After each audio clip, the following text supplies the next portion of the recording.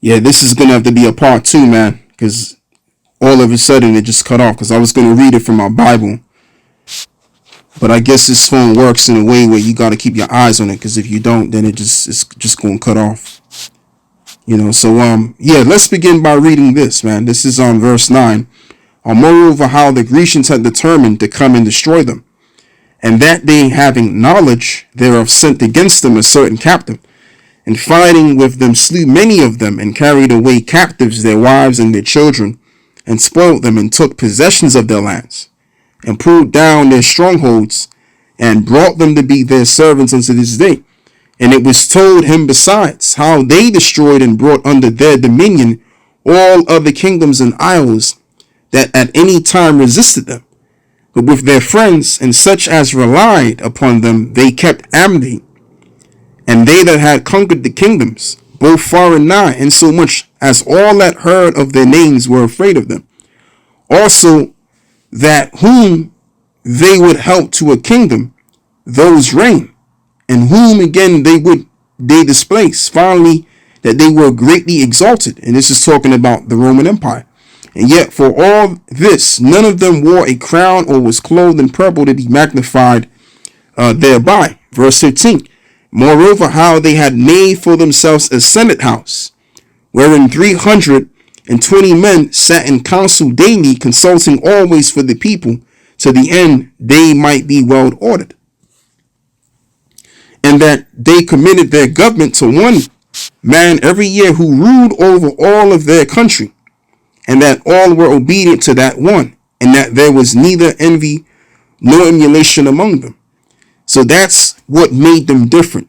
That's what made them a different beast, a different kingdom, which is what Daniel's 7 and 12 was going into right here. Okay, and this is what proves also that we're in Rome, because as well as you have in America, and even as well as down here in the UK, you have a thing called the Parliament, the House of Parliament. And people get together and they discuss issues. And as well as even in America, you have which is called the Senate House. And also they discuss matters as well. All right. You have your political parties. And if a political party has more points to vote in the particular prime minister or president, then what do you have? You have a winning political party, which really all of the political parties are nothing more than parties that originate from one government. And that's basically under the influence of one government. So it looks like you have your rights and your freedoms, but you're just under a political party which is associated with the same head. Okay, and that's how they were running it in ancient Rome. You had the Senate houses, and within the Senate houses, you had the political parties. You had the patricians and the plebeians. The plebeians were more of your commoners. Your patricians were more like the Tories down here in the UK. Upper working class. Excuse me. The plebs were like your working class, which is of the day.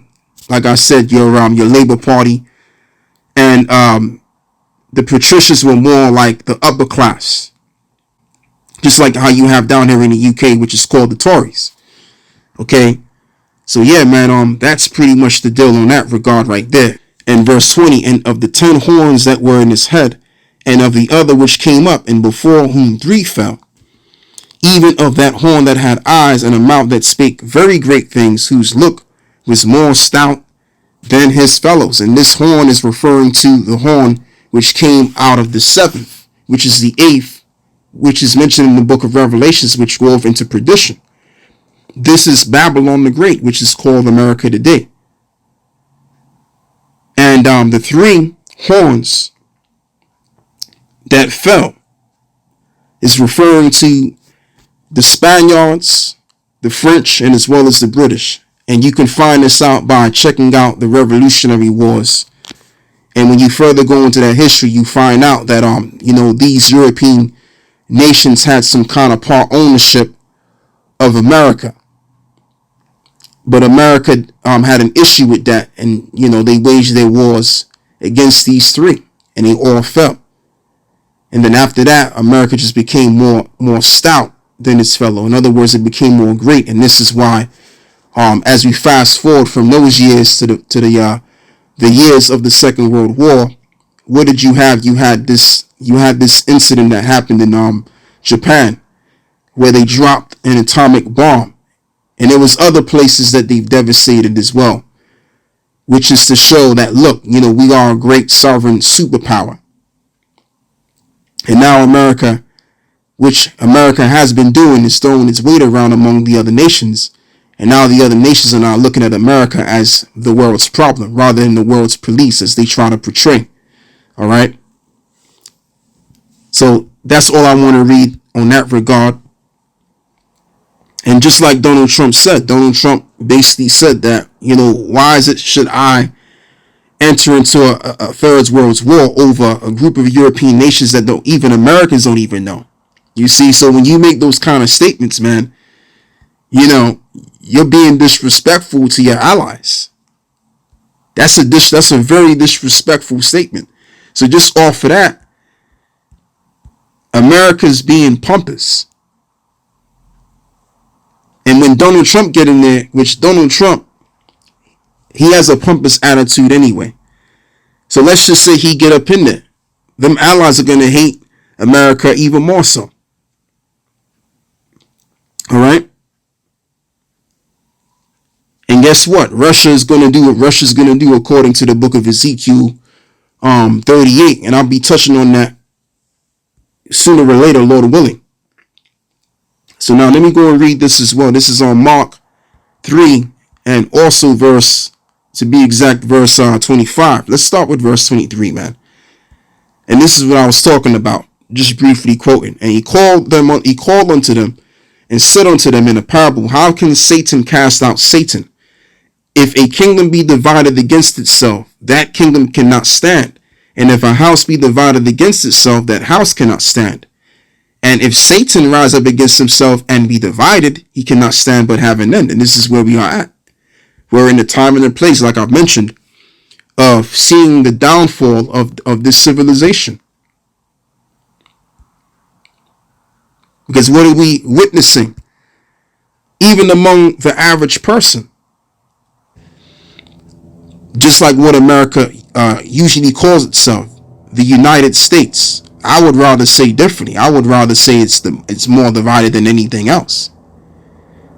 Just by the fact that Americans have been divided by different views. You want to talk about even including when it concerns the alphabet community, when it concerns this situation in Israel and Palestine, and just overall the people in general in the Western world.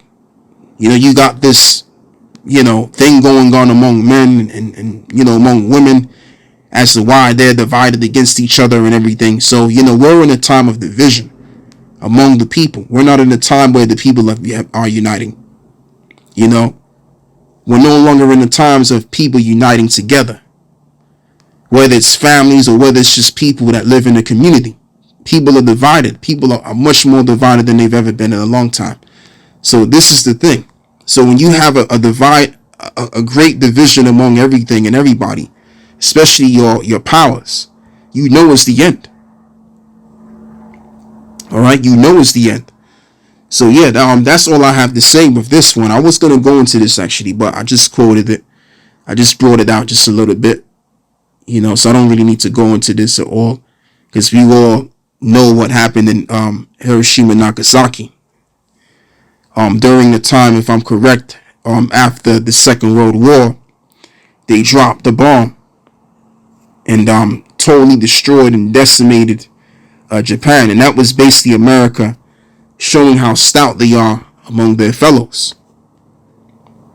And now guess what? Japan is also allied with America, supposedly. Okay? But now these nations have a bone to pick with her. And eventually, according to the book of Revelation 17 and verse 16, this reads, and the 10 horns which thou sawest upon the beast, these shall hate the whore, and shall make her desolate and naked, and shall eat her flesh and burn her with fire. What does this mean? Meaning that the allies of America including Britain, is going to turn against America. Something is going to give. Something is going to be had to where the EU is going to turn against its greatest ally, which is America. And this may very well happen during the administration of Donald Trump if he gets into office, because he's talking that talk about how he don't really see why he should be linked up with NATO, or excuse me, the EU. NATO is just in conjunction America aligning itself with the EU. That's all the NATO means, and it's, the acronym is basically known as the North Atlantic Treaty Organization. Okay, so that's breaking apart, and it's all prophecy playing out. And I got some more prophetic things I want to get into later on concerning Turkey. So yeah, with that I close and I say Shalom.